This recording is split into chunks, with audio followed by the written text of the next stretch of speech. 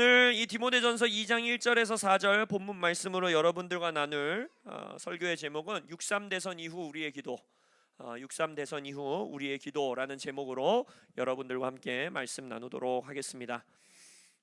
오늘 이 본문 말씀, 나라를 위한 기도, 위정자들을 위한 기도, 구국 기도, 이런 것에 정말 자주 인용되고 쓰임 받는 구절입니다.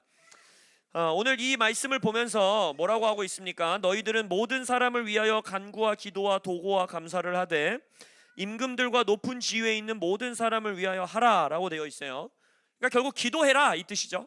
나라를 위해서 기도하고 모든 사람을 위해서 기도하되 특별히 왕과 위정자들, 그러니까 대통령, 총리, 국회의원, 또 각 나라에 영향력을 끼치는 각 이 사회 영역 가운데 있는 리더들, 그죠? 경제계, 교육계, 교육감, 학교 선생님들, 이러한 영향력에 있는 자리들에 있는 자들을 위해서 특별히 기도하라라고 되어 있다라는 거예요.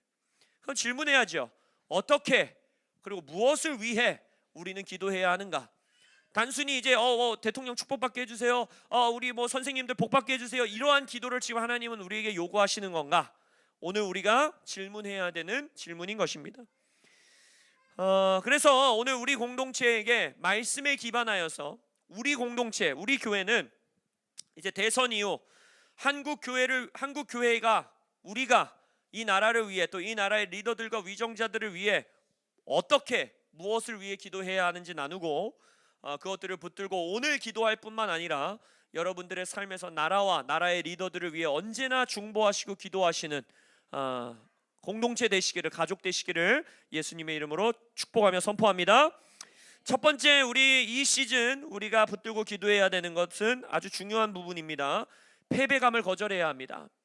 여러분들의 마음 가운데, 또 이 나라 한국 교회 가운데 먹구름같이 끼어있는 패배감은 이 시간 예수 그리스도의 이름으로 선포하노니 떠나갈지어다. 역사의 주관자가 하나님이심을 신뢰하시길 예수의 이름으로 선포합니다. 우리가 기도한 모습대로 기도가 응답되지 않을 때, 그리고 우리가 기도한 모습대로 기도가 응답되지 않아서 펼쳐진 환경과 상황이 우리 생각에 걱정스럽고 우려되고 끔찍하고 악해 보일 때 실망하는데, 그때 우리의 마음속에 뿌리 내리게 되는 문제, 아주 근원적인 문제가 하나 있는데 그것은 바로 패배감입니다. 근데 그 패배감은 어디를 향해 있느냐? 결국에 우리가 마음속을 들여다보면 그 패배감은 나의 하나님이 패배하셨다라는 마음이 내 마음속에 자리 잡는다는 거예요. 입으로는 교회 다니니까 하나님이 패배하셨어 라고 말은 안 하지만, 그리고 신학적으로도 하나님은 패배하실 수 없어, 언제나 승리하시는 분이야 라고 말을 하고 믿고 있다라고는 말하지만, 우리의 마음속에 기도의 태도와 신앙에 대한 태도가 어떻게 내가 하나님에게 기도했는데 이 일이 되지 않았지? 이렇게 중요한 문제 안에서 하나님이 응답하시지 않았지? 라면서 우리의 마음 가운데 직간접적으로 어떤 마음이 자리 잡게 되느냐? 하나님이 패배하셨다라는 마음을 갖게 된다라는 거예요. 여러분, 우리의 자녀들에게 만화 영화를 보고 뭔가 어떤 미디어를 접하고 했을 때 반드시 하나 가르쳐 줘야 되는 것은, 하나님은 절대로 사탄과 맞짱뜨지 않으십니다.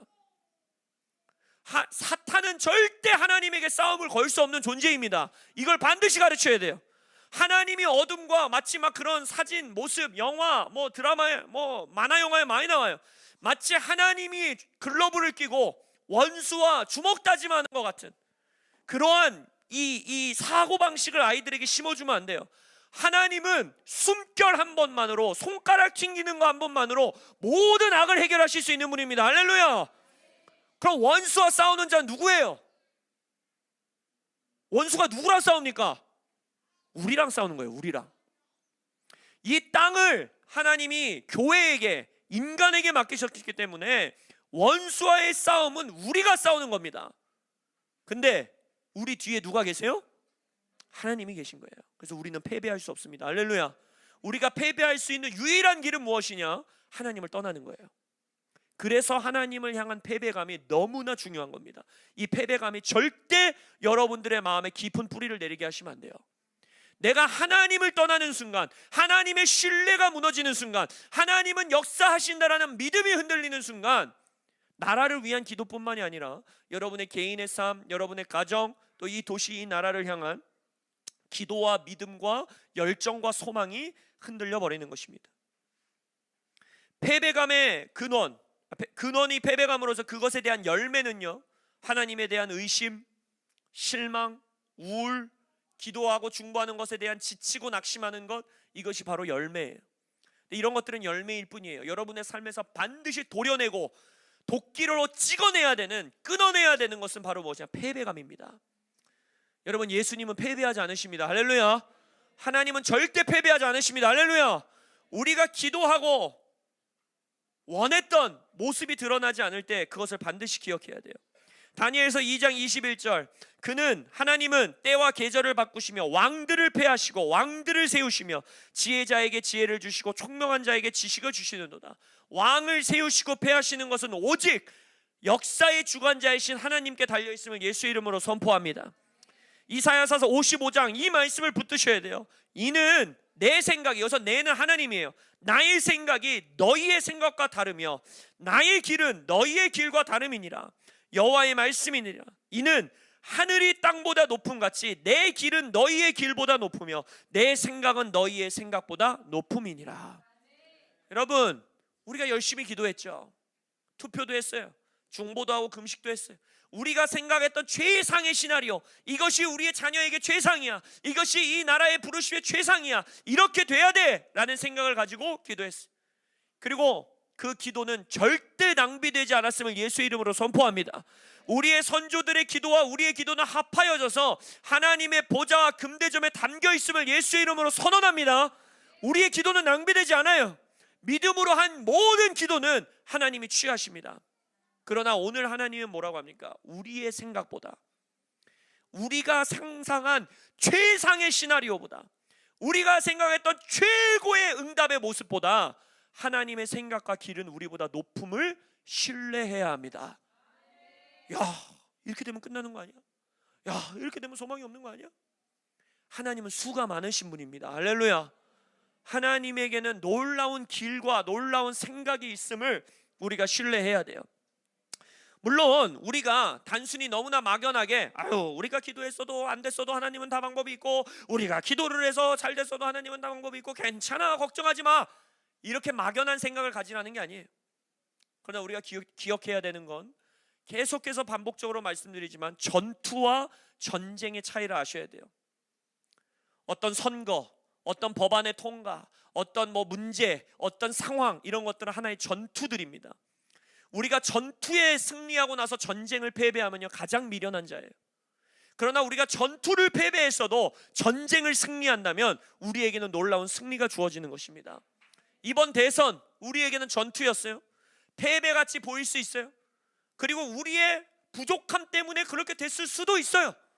성경 안에서 보면 하나님의 백성들이 믿음으로 기도하지 않을 때, 하나님의 백성들이 하나님 앞에 돌아오지 않을 때, 하나님의 백성들이 하나님 앞에 거역할 때 상황과 환경은 악화되는 것이 반복적으로 보여집니다. 사사시대를 보세요. 미디안 사람들에게 넘겨지고, 블레셋 사람들에게 넘겨지고, 여러 민족들에게 넘겨지고, 심지어는 바벨론 포로 생활까지 하고, 당연히 우리가 회개해야 될, 우리가 회복해야 될, 하나님 앞에 돌아가야 될 점들이 당연히 있겠죠. 이 한국교회 정말 회개해야 합니다. 여러분들에게, 우리에게 회개의 영이 부어지기를 예수의 이름으로 축복합니다. 그러나 우리의 전투의 패배가 절대 이 나라를 향한 하나님의 전쟁의 패배라고 생각하시면 안 돼요. 패배감을 거절하시길 예수의 이름으로 선포합니다. 전쟁은 오직 여호와께 속해 있습니다. 할렐루야. 이 나라를 향한 수가 많으시고 생각이 높으시고, 우리의 죄 때문에 전투를 패배했는가? 그럼 하나님께서 우리의 마음을 반드시 돌이키실 것입니다. 할렐루야. 한국 교회의 부족함 때문에 이번 전투를 패배했는가? 하나님께서 반드시 한국 교회를 회복시키실 것입니다. 할렐루야. 여러분, 역사 가운데 하나님께서 들어 사용하신 왕들을 보세요. 아하수에로 왕, 고레스 왕, 이집트 바로. 아하수에로 왕은 에스더의 남편이었어요. 이 왕이 아니었으면 유대 민족은 말살당했습니다.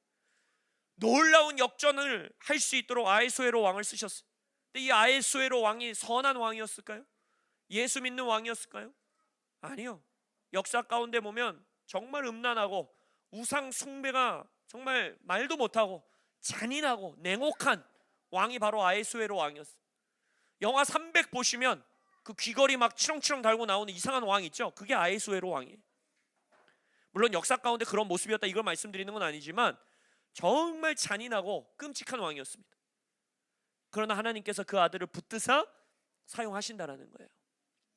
고레스 왕은 성경 안에서 나의 목자다라고 칭할 정도로 고레스 왕이 태어나기 수백 년 전부터 하나님이 예언하시고 선지자를 통해서 고레스라는 왕이 나올 건데 그 아들은 나의 목자다, 나에게 쓰임받는 아들이 될 것이다, 나의 그릇이 될 것이다 라고 말했고, 고레스 왕 덕분에 포로 귀환 시절에 성전을 회복하고 성벽을 회복하는 그 시즌에 놀랍게 쓰임받은 이스라엘을 보호했고 이스라엘의 포로 귀환하는 자들에게 공급했던 하나님께 크게 쓰임받은 왕이었어.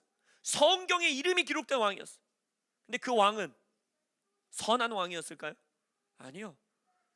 고레스 이름으로 우리가 뭐 일터 스쿨이나 어떤 재정적인 스쿨들의 이름 많이 붙이잖아요. 저는 그게 좀 조심스러워요. 고레스는 좋은 왕이 아니었어요. 정말 끔찍한 이방 왕이었습니다. 우상 숭배와 그 잔인함과 당연히 그 이방 왕들 안에 있었던 문란함, 음란함 이런 것들이 넘치는 왕이었어요. 그럼에도 불구하고 하나님의 뜻에 따라 쓰임 받는다라는 것입니다. 제가 말씀드리는 것은 괜찮아, 우리 기도했어도 패배했어도 뭐 선거 잘 안 돼도 뭐 안 돼도 다 하나님이 알아서 할 거야, 이런 막연한 믿음을 말하는 게 아니에요. 제가 여러분들에게 말씀드리는 건 당연히 회개해야 될 겁니다. 당연히 하나님께서 한국 교회를 다루실 겁니다. 당연히 우리를 다루실 거예요. 여러분, 이제 앞으로 펼쳐지는 시대, 앞으로 몇 년간 한국 교회에 쉽지 않은 시대가 펼쳐질 겁니다.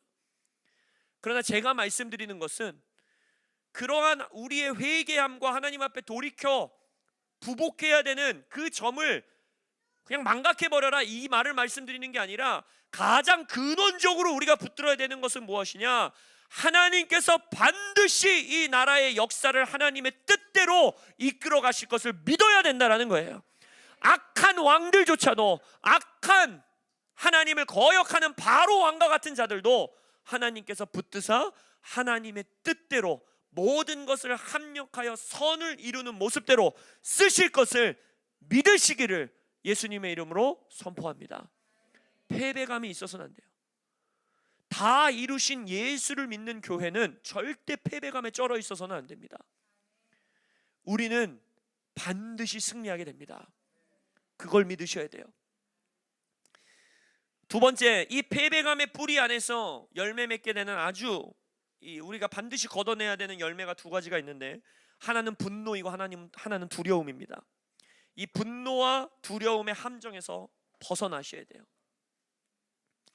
누가복음 9장에 보면 제자 야고보와 요한이 이를 보고 이르되, 여기서 이를 보고라는 것은 사마리아 땅이 예수님을 거부하고 예수님을 거절한 그 사건이 펼쳐진 거예요. 그것을 보고 나서 뭐라고 말하느냐? 주여, 예수님이여, 우리가 불을 명하여 하늘로부터 내려 저들을 멸하라 하기를 원하시나이까? 예수께서 돌아보시며 꾸짖으시고, 너희는 너희의 영이 어떠한지 알지 못한다. 인자는 사람의 목숨을 파괴하고자 온 것이 아니라 구하기 위해 왔다라고 말씀하십니다. 이게 어떤 사본에서 보면은 너희의 영의 상태가 어떠한지를 지금 너희가 알지 못하고 있다라고 말하고 있어요. Manner of your spirit. 너희들의 영의 상태, 너희들의 영의 상황을 지금 너희들이 모르고 있다라는 거예요. 여러분, 아무리 옳은 메시지고 옳은 길이어도, 예를 들어서 예수를 거부한 자들에게 하나님의 심판이 떨어지는 것, 그건 성경적인 선포예요. 맞아요. 옳은 메시지였어요. 그러나 아무리 옳은 메시지라고 할지라도 예수님이 지금 뭐라고 합니까? 너희들의 영의 상태, 분노의 영에 사로잡혀 말하는 것은 그 말이 옳을지라도 뭐라는 거예요? 지금 너희들은 나의 뜻을 거스리고 있다라는 거예요. 나는 저들을 구원하러 왔지 파괴하러 오지 않았다라고 말씀하고 계시다는 것입니다. 물론 오해하지 마십시오. 이 말씀은 무슨 우주적 차원의 궁극적인 구원, 예수 안 믿어도 죄 아무리 지어도 결국에는 모든 사람이 구원받는다, 이런 universal salvation이라고 하는 모든 사람 어차피 구원받게 돼 있어, 이걸 말씀드리는 게 아니에요. 성경에는 또한 명확하게 마지막까지 예수를 의도적으로 거부하고 예수를 대적하는 자들에게 남겨진 최종 심판이 남아 있습니다. 할렐루야. 근데 그 시간이 이르기 전까지는 예수님은 말하는 거예요. 나는 모든 자들이 구원받기를 원하고 있다. 그래서 여러분들이 아무리 이 나라의 잘못된 법안이 통과되려고 하고 정말 말도 안 되는 행태들을 어떤 정당이, 어떤 리더가, 어떤 위정자가 그것을 행하려고 할 때에도 당연히 우리가 그것들을 대적하고 막아서고 그것을 반대하는 투표 활동을 하고 우리가 행동하고 참여해야 하지만 그 모든 일을 할 때에 우리 마음 가운데에 분노로 하지 않으시기를 예수님의 이름으로 축복합니다. 분노를 걷어내셔야 돼요. 저도 지금 이 씨름을 하고 있어요. 여러 신학자들이 이런 씨름을 했어요. 히틀러 시대에 보네퍼라고 하는 정말 이 개혁주의 신학 안에서 존경받는 위대한 신학자, 그 신학자도 이 씨름을, 이 분노에 대한, 거룩한 분노에 대한 씨름을 갖고 있으면서 역사적으로 그는 그래서 성도라면, 예수를 믿는 자라면 저 히틀러 총독을 살해해야 된다라는 마음을 가지고 실제적으로 권총을 품고 그 살해 시도를 했다가 잡혀서 감옥에서 생을 마감한 그러한 신학자가 있었어요. 그러나 이 모든 것 가운데 우리가 기억해야 되는 것, 분노로 어떠한 일을 행할 때에는 우리의 영의 manner of your spirit, 우리의 영의 상태가 망가져 있다는 거예요. 그리고 그것은 하나님의 영과 정렬될 수 없다라는 것입니다. 시편 37편에 이렇게 말하고 있습니다. 악을 행하는 자들 때문에 불평하지 말고 불의를 행하는 자들을 시기하지 말지어다. 그들은 풀과 같이 속히 배임을 당할 것이며 푸른 채소같이 쇠잔할 것이미로다. 할렐루야. 이 말씀이 대한민국 안에서 성취되길 예수 이름으로 선포합니다. 여호와 앞에 잠잠하고 참고 기다려라. 자기 길이 형통하며 악한 꾀를 이루는 자 때문에 불평하지 말지어다. 분을 그치고 노를 버리며 불평하지 말라. 오히려 악을 만들 뿐이라. 진실로 악을 행하는 자들은 끊어질 것이나, 할렐루야, 여호와를 소망하는 자들은 땅을 차지하리로다. 잠시 후에는 악인이 없어지리니 네가 그곳을 자세히 살필지라도 없으리로다. 할렐루야. 이 대한민국 한반도 땅을 차지하는 자는 여호와를 소망하는 자들입니다. 할렐루야. 우리는 이 한반도를 통일한국으로 차지하게 될 것입니다. 왜? 분을 버리고 노를 버리고 불평을 끊어내고 여호와를 소망하는 것은 바로 우리들이기 때문이에요. 그리고 그 뜻을 거스리는 악인들은 곧 이 땅에서 풀이 마르듯이 쇠잔하게 될 것입니다. 우리는 인간에게 소망을 두는 것이 아닙니다. 우리가 원했던 대통령이 뽑히면 이 나라가 구원받을까요? 우리가 원하는 정당이 힘을 얻게 되면 이 나라가 모든 게 해결될까요? 물론 오해하지 마십시오. 우리가 하나님의 진리의 기준에 따라 정치 활동도 해야 되고 투표도 해야 되고 참여해야지요. 그러나 우리의 궁극적인 소망은 어떤 정당에도 있는 것이 아닙니다. 어떤 한 인간 지도자 위정자에게 있는 것이 아닙니다. 우리의 궁극적인 소망은 오직 이 나라를 주관하시고 통치하시는 하나님께 두시기를, 여호와를 소망하시기를 예수님의 이름으로 선포합니다. 분노도 끊어내야 되지만 또 하나의 극단, 두려움도 끊어내셔야 돼요. 투표가 끝나고 선거가 끝나고 결과가 나오고 나서 제 주변 목회자들조차도 와, 이민 가야겠다, 이 나라 망했다, 이제는 소망이 없다, 무섭다, 두렵다, 자녀 어떻게 키우냐, 더 출산을 못하겠다, 학교 어떻게 보내냐, 이러한 말들이 나와요. 여러분, 그러한 두려움, 불신앙의 말을 여러분들의 입술에서 끊어내시기를 예수님의 이름으로 선포합니다. 여러분, 믿음의 말을 선포하세요. 우리의 자녀들은 애국하며 이 나라를 살리는 세대가 될 것을 예수 이름으로 선포합니다. 이 나라는 잠시 사망의 음침한 골짜기를 지나는 시간이 있을지라도 원수들의 목전에서 상을 베푸시는 하나님을 만나는 대한민국이 될 것을 예수 이름으로 선포합니다. 우리가 이걸 믿지 않으면 누가 믿습니까? 성도들 아닌 예수 믿지 않는 자들이 이 나라를 위해서 이 믿음을 갖겠냐고요. 성도들이 믿음을 잃어버리는 순간 이 나라는 망하는 겁니다. 누가 대통령이 되느냐에 나라가 망하는 게 아니라 교회가 믿음을 잃어버리면 이 나라는 망하는 거예요. 우리는 끝까지 믿어야 됩니다. 포로로 나라가 없어져 버리고 땅이 없어져 버리고 법이 없어져 버리고 민족이 없어져 버린 이스라엘 민족이 수백 년이라는 시간을 말씀을 지키고 문화를 지키고 신앙을 지키고 예배를 지키고 자녀 양육 가운데 하나님의 기준을 지켰을 때 기적적으로 하루아침에 그 나라를 살리신 하나님, 여러분 이 나라 앞으로 몇 개월, 몇 년 어려운 시간이 지날 때에도 끝까지 소망을 잃어버리지 않을 수 있는 사람들은 우리밖에 없습니다. 여러분, 소망의 말을 선포하세요. 믿음의 말을 선포하세요. 믿음 없는 불평, 믿음 없는 고백, 두려움의 고백, 분노의 고백, 당연히 비난받아야 되고 비평해야 되는 목소리를 내야지요. 그러나 그것조차도 분노와 두려움에서의 나오는 말이 아닌 믿음으로 이 나라를 향해 생명의 말을 선포하시기를 축복합니다. 우리가 또 무엇을 위해서 기도할 것이냐? 이 나라의 영적인 승리와 국가적 차원의 부흥을 위해 기도해야 합니다. 여러분, 이 나라의 분열과 타락은 하나님 백성의 정체성이 타락되고 무너졌기 때문에 드러나는 열매인 것입니다. 모세의 두 팔이 내려갈 때 여호수아는 지는 거예요. 여호수아의 패배는, 땅에서의 전쟁의 패배는 전략의 부족, 돈의 부족, 시스템의 부족, 그런 것으로 오는 게 아닙니다. 이 나라의 패배는 교회의 두 팔이 내려갈 때 오는 겁니다. 물론 시스템도 잘 세워야 되고 전략도 세워야 되고 우리가 다음 세대들 교육도 해야 되고 다 해야지요. 그러나 그것으로 궁극적인 승리가 이 나라에 주어지는 게 아닙니다.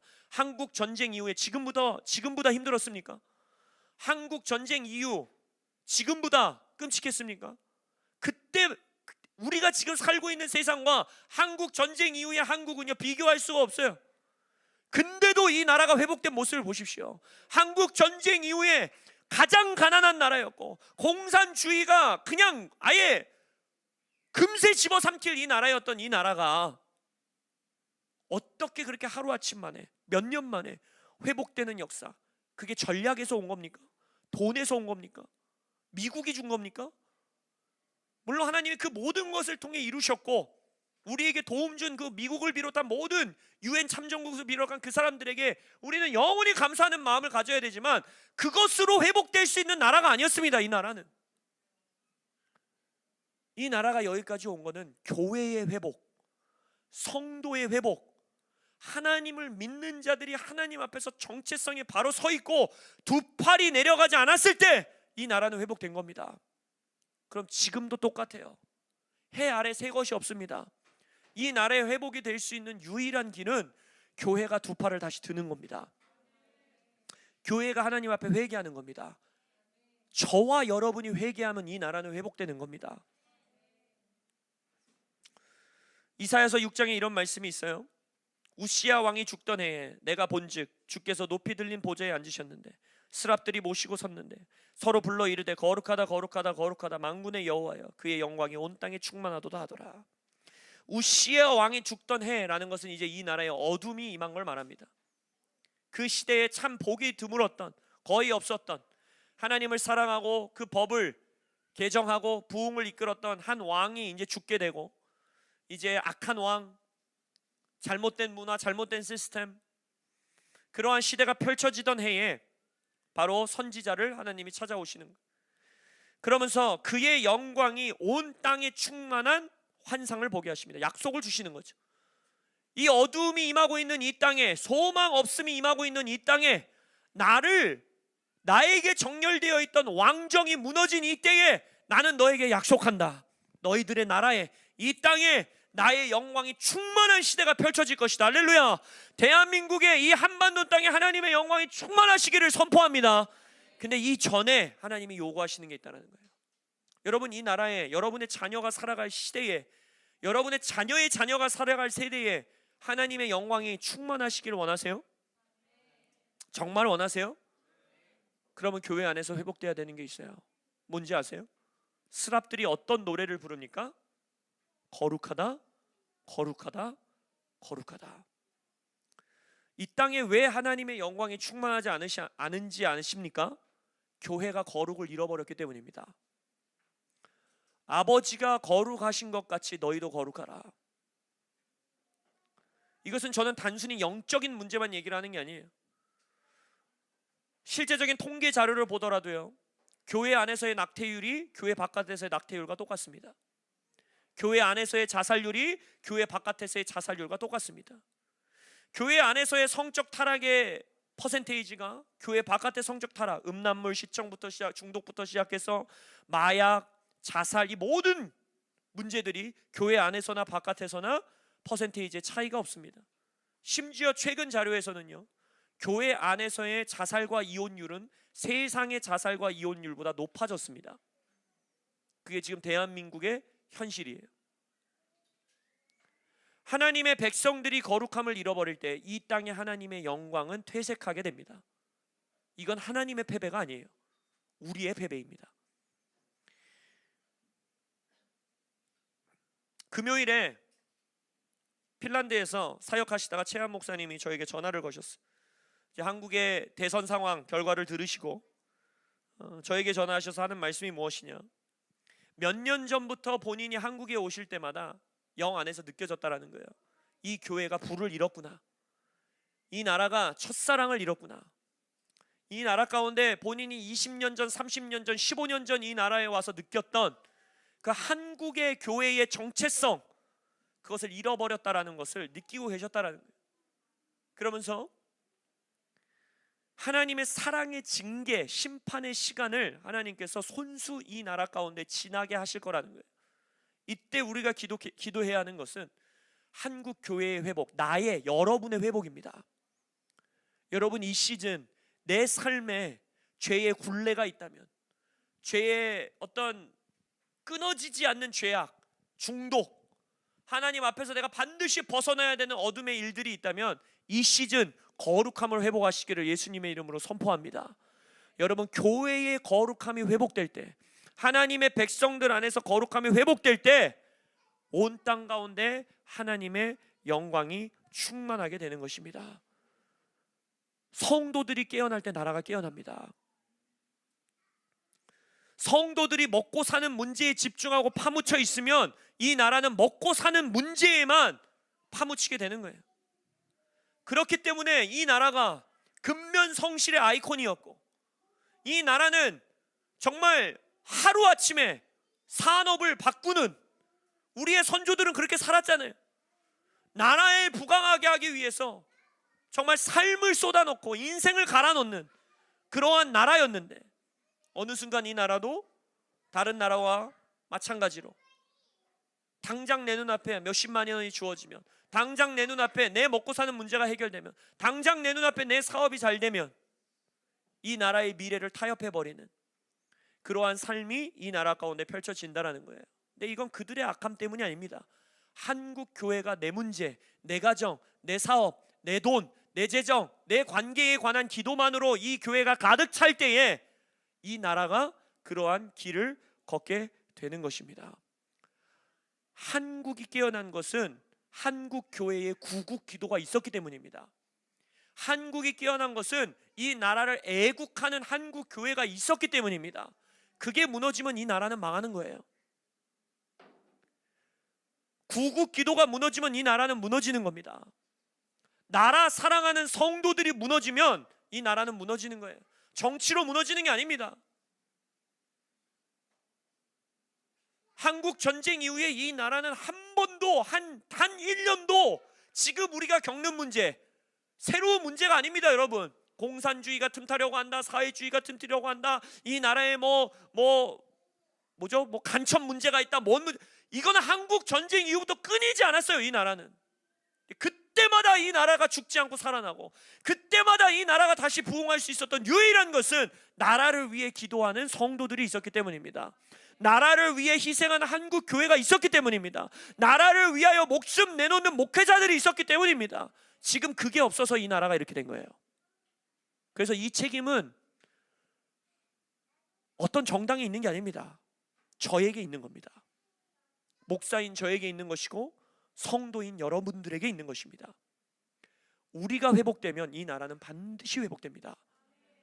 그 믿음을 가지고 살아가야 돼요. 내가 회복되면 이 나라는 산다.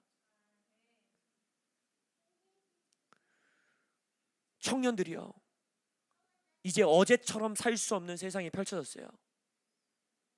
퇴근해서 집에서 밥 먹고 유튜브 조금 보다가 재밌는 예능 조금 보다가 잠들고 내일 똑같은 하루가 펼쳐지겠지, 이렇게 나이브하게 살 수 없는 시대가 이제 펼쳐졌습니다. 여러분이 기도하지 않으면 우리 영유아 세대는 무너지는 것이고, 청년들이 깨어나지 않으면 이 나라는 넘어가는 겁니다. 4050 세대라고 하는 한 세대가 그들의 의미로, 그들의 이념으로 깨어나니까 이 나라가 수년 만에 이렇게 움직이는 걸 보세요. 이제 2030 세대가, 아니 1020 세대가 동일하게 깨어나서 이 나라를 의도적으로 하나님의 의로움과 공의로 끌어가지 않는다면요, 인구수도 우리나라는 4050이 제일 많아요. 그리고 우리 나라를 버티고 섰었던, 구국 기도로 버티고 섰던 6070 세대가 이제 한 분 한 분 떠나고 나면 이 나라는, 여러분이 살아가는 일상은 빠르게 무너질 겁니다. 더 이상 우리가 영화 보며 드라마 보며 워라밸 따져가며 그렇게 살아갈 수 있는 시대가 아니에요. 여러분, 총포탄이 떨어져야지만 전쟁이 일어나는 게 아닙니다. 지금 이 나라는 영적 전쟁 가운데 있는 거예요. 청년들이요, 우리 교회 청년들만큼은, 우리 교회 유스들만큼은 나라를 위해 기도하시길 예수님의 이름으로 축복합니다. 나라를 사랑하셔야 돼요. 여러분이 나라를 사랑하는 만큼 여러분의 자녀의 자유가 주어질 것이고, 여러분들이 나라를 위하여 기도하는 만큼 여러분의 자녀들이 자유 가운데의 하나님 나라의 비전과 꿈을 풀어낼 수 있는 것입니다. 그래서 국가적 차원의 부흥을 위하여 이 나라 가운데에 초자연적인 회개의 영이 임하길 기도해야 합니다. 1906년, 1907년 그리고 한국전쟁 이후 이 나라의 부흥을 이끌었던, 교회의 부흥을 이끌었고 추수의 부흥을 이끌었고 이 나라의 공산주의를 몰아냈고 이 나라를 부강한 나라로 만들었었던 그 모든 부흥의 시작은 어디에 있었냐? 회개에서부터 시작됐어요. 평양 대부흥도 그렇고 한국전쟁 이후에 한국 교회도 그렇고 철저하게 회개하는, 여러분 이 회개는요 단순히 집회 시간에 부흥회에 가서 눈물 막 짜내면서 기도하는 그러한 차원의 회개가 아닙니다. 이거는 하나님의 초자연적인 회개의 영이 부어져야 돼요. 그걸 위해 기도해야 됩니다. 회개 기도하려고 앉아서 기도하면 눈물이 나지 않고 내 마음이 딱딱하고 내 마음이 냉랭하고, 저도 그래요. 대선 결과를 보고도, 이 나라가 향해 가는 것을 보고도 제 눈물이 나지 않는 것을 보고 제가 하나님께 정말 마음이 폭폭했어요. 그래서 우리가 기도해야 되는 건 뭐냐? 한국 교회에게 회개의 영을 부어주십시오. 한국 교회가 회개하여 무릎 꿇고 옷을 찢지 않고 마음을 찢을 수 있는 은혜를 주십시오. 이 기도를 드려야 돼요. 그것만이 이 나라의 소망입니다. 이제 더 이상 우리 교회가 부흥했다, 우리 교회 100명 됐다, 200명 됐다, 우리 사역 뭐 미니스트리 했는데 1000명 모였다, 이런 정말 지역적인 부흥, 그것도 너무 귀한 부흥이죠. 근데 그것으로 나라를 돌이키기에는 충분하지 않아요. 평양 대부흥과 같은 한국 전쟁 이후에 이 나라에 임했던 국가적 차원, 역사적 차원의 부흥이 이 나라의 답입니다. 그것을 위해 기도하셔야 돼요. 그래서 여러분 7월 부산에서 하는 그 기도, 청년들 휴가 내서라도 오세요. 희생해야죠. 휴가 내고, 여러분 그게 한국 교회의 부흥이었어요. 한국 교회의 우리 부모 세대는요, 여름 휴가, 겨울 휴가 항상 교회의 기도회에 맞춰서, 사경회에 맞춰서, 부흥회에 맞춰서 휴가 쓰고 내 돈 쓰고 내 돈으로 헌금하고, 그러한 나라였기 때문에 이 나라가 이렇게 선 겁니다. 마치 내 휴가를 교회 부흥회에, 기도회에 써서 하는 거 뭔가 대단한 것 같이 생각하지 마세요, 청년들.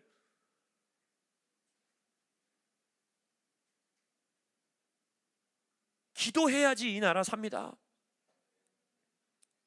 부산 라스트 스탠드, 결사항쟁, 낙동강 전투, 배수의 진, 지금 우리는 그 시대를 살아가고 있는 거예요. 이 나라가 회복되지 않으면 여러분들의 삶의 회복은 없습니다. 하나님 나라의 역사는 언제나 그 개인의 삶은 그 나라와 연결되어 있습니다. 모든 민족과 모든 방언과 모든 무릎이 주님 앞에 고백하겠다고 했잖아요. 개인과 나라, 개인과 민족은 뗄래야 뗄 수가 없는 거예요. 여러분이 한국인으로 태어난 하나님의 뜻이 있다라는 거예요. 여러분이 지금 한국에서 살아가고 있는 하나님의 뜻이 있다라는 것입니다. 그 삶에 헌신하시는 우리 청년들과 젊은 부부들과 젊은 부모님들과 우리 장로님, 권사님들과 집사님 세대 되시기를 예수님의 이름으로 선포합니다. 한 가지 더 우리가 어떻게 기도해야 되느냐? 무화과 나무의 뿌리가 마르도록 명령해야 합니다.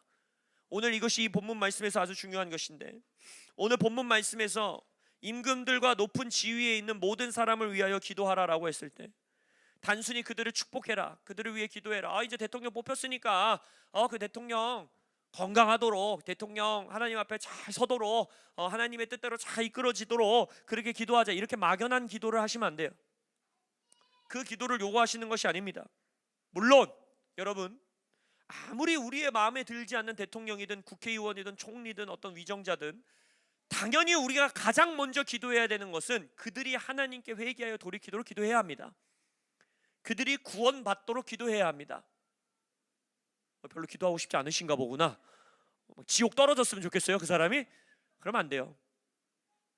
가장 우리의 1번 기도는 우리나라의 모든 위정자들이, 모든 영역에 있는 리더들이 여호와께 구원받게 해주십시오라고 기도하셔야 돼요. 그러나 거기서 그 기도가 멈추면 안 됩니다. 왜냐하면 오늘 본문에 제가 항상 말하죠. 성경에서 이런 단어를 많이 봐야 된다고. 따라서, 그러므로, 이는, 그 후에, 이런 단어들을 잘 봐야 된다 그랬죠. 오늘 보면 이렇게 말해요. 내가 첫째로 권하노니 모든 사람을 위하여 간구와 기도와 도고와 감사를 하되 임금들과 높은 지위에 있는 모든 사람을 위하여 하라. 그리고 나서 뒤에 단어가 뭐예요?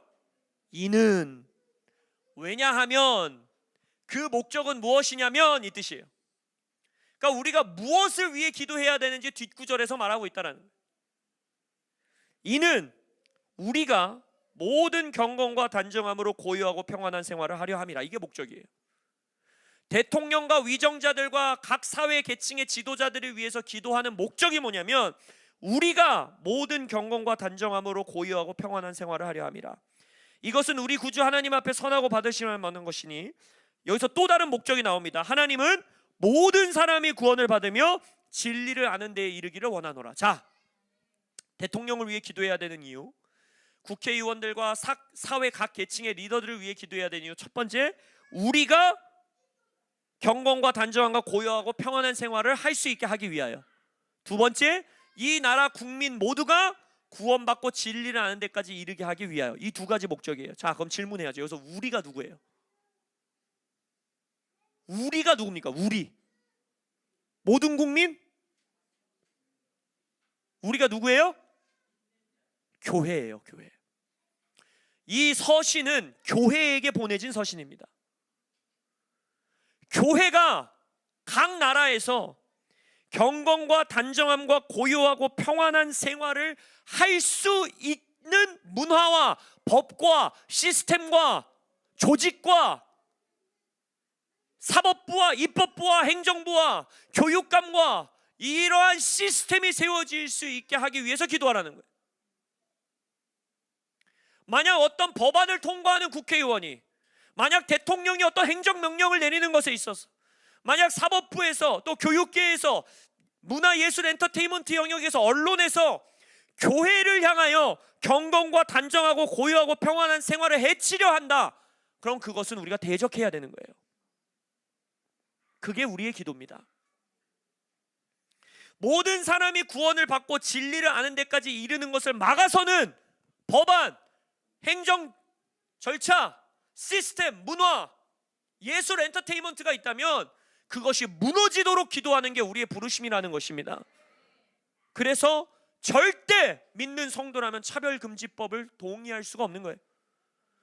여러분, 차별금지법이 뭐라고 생각하세요? 많은 사람들이 뭐 동성애 문제예요, 뭐 LGBTQ 문제예요, 뭐 우리 아이들이 이상한 성교육 받아. 여러분, 그거는 열매예요, 열매. 뿌리를 아셔야 돼요, 뿌리. 차별금지법의 뿌리가 뭡니까? 그리고 왜 이렇게 온 세상이 차별금지법 때문에 미쳐 돌아갑니까? 한국만이 아니잖아요.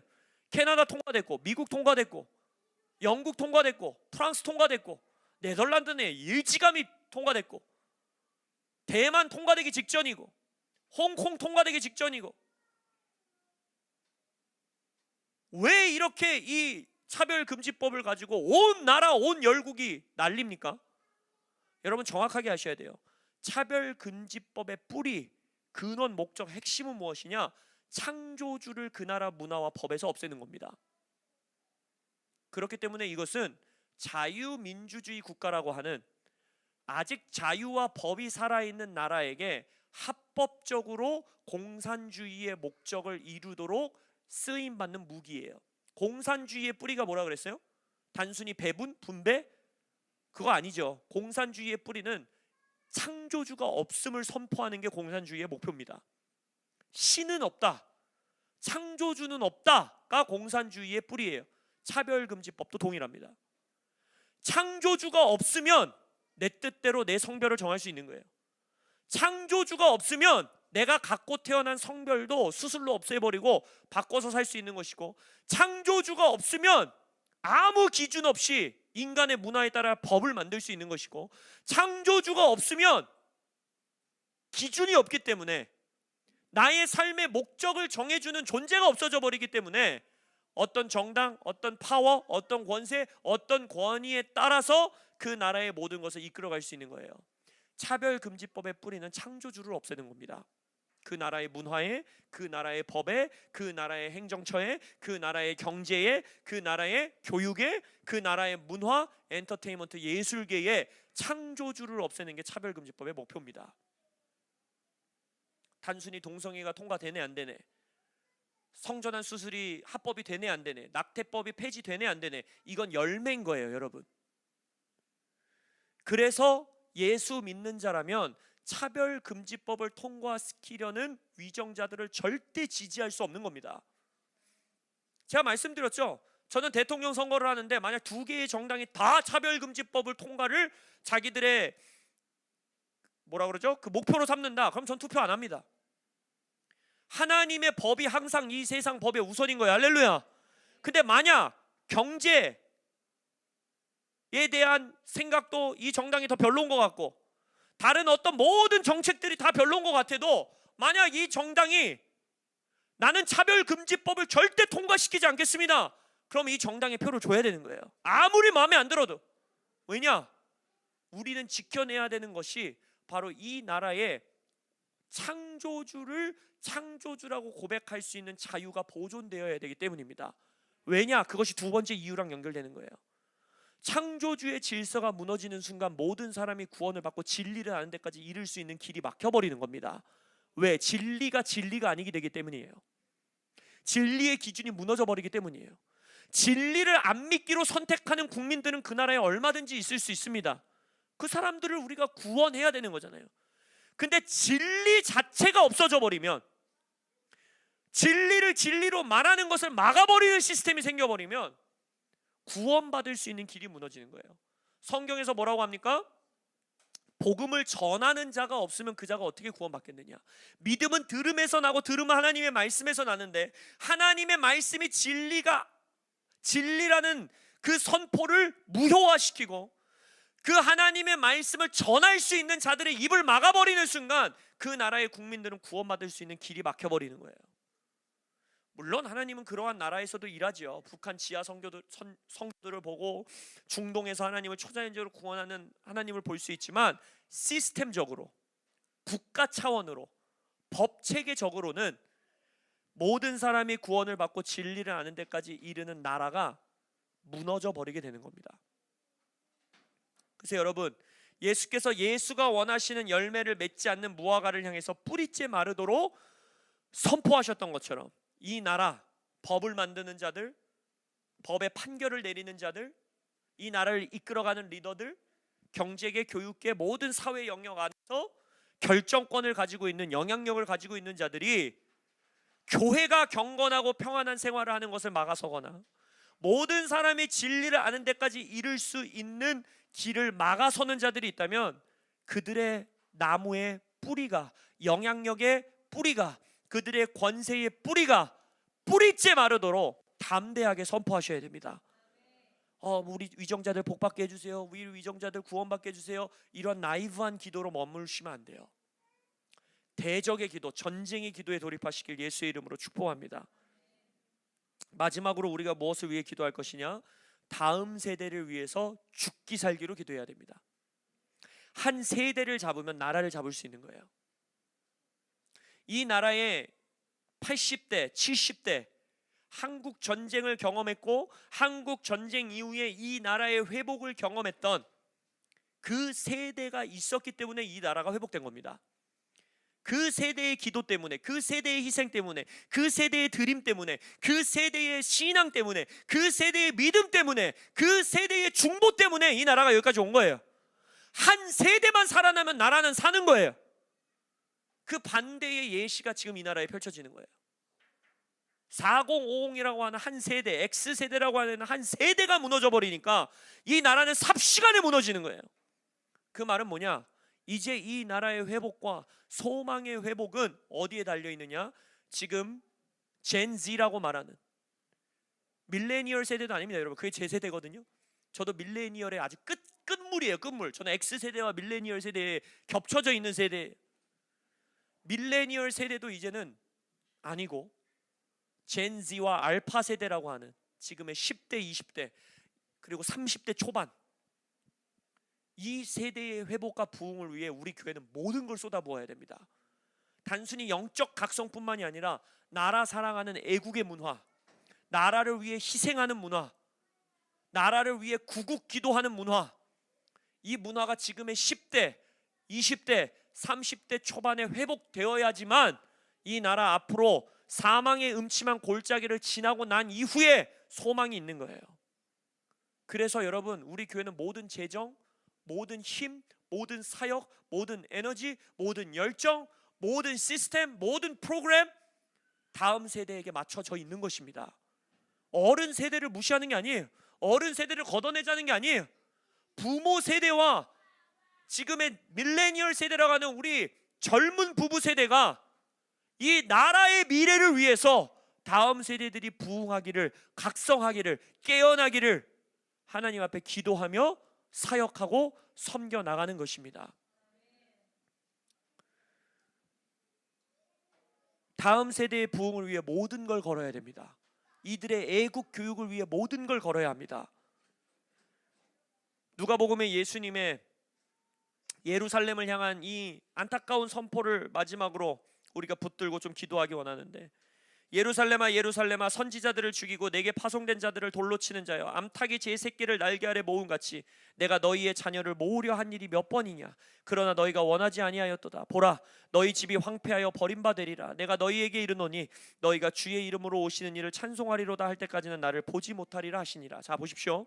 예루살렘, 이스라엘을 향해 하나님께서 너희가 황폐하여 버림받으리라 라고 말씀하시는 근거가 뭡니까?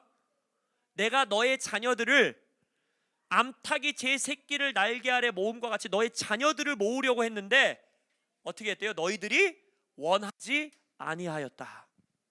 다음 세대를 하나님 앞에 모으지 않으면 그 나라, 그 가정, 그 세대는 황폐하여 버림받는 거예요. 그럼 그걸 역으로 말하면 황폐하여 버림받은 나라가 풍성한 나라, 회복된 나라, 영광스러운 나라, 하나님 앞에서 바로 선 나라가 될 수 있는 그 길은 뭡니까?